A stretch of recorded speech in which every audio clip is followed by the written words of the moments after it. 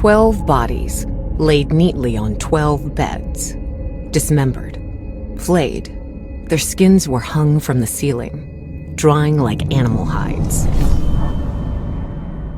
When Susan Brill was asked what possessed her family to commit these horrors, the murderess laughed. "What possessed us? The ghost possessed us. This was Quentin LaRouche's home, and he demanded blood." My name is Sarah Bennett, and this is the Supernatural Skeptic's Guide to New Orleans. Welcome to the midnight radio program that takes a rational look at the Big Easy's most famous ghost stories. Over the last year, we've demystified the mystery of Myrtle's mansion and defanged the Nosferatu of the Ninth Ward. But I've been saving our city's most notorious ghost story for a special episode. I'm talking about the Brill family massacre. The Brills were the perfect American family. There was loving mother Susan and doting dad Bernard.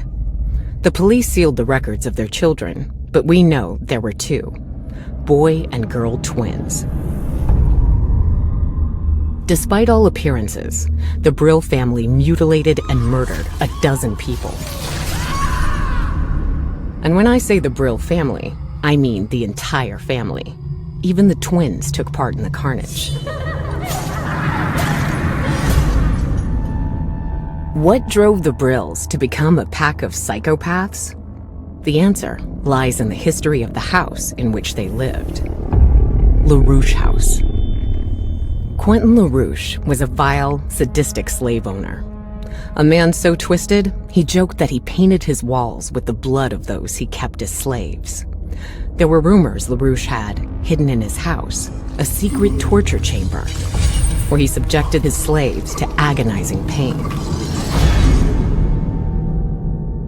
One night, his prisoners rose up, dismembering and skinning LaRouche in a blood-soaked voodoo ritual.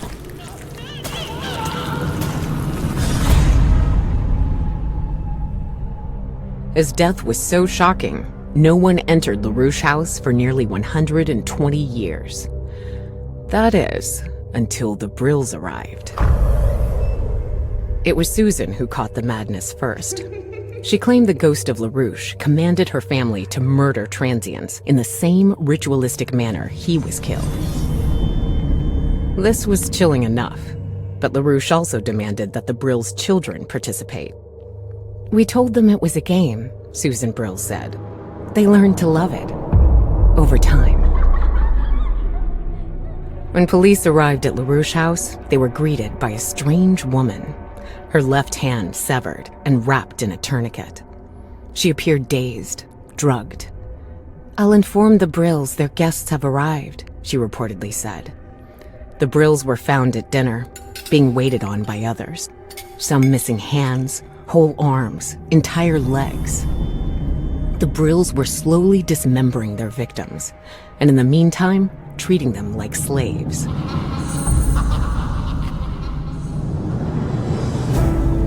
So, were the Brills influenced by the ghost of a slave master? Or were they just insane? You know what I believe.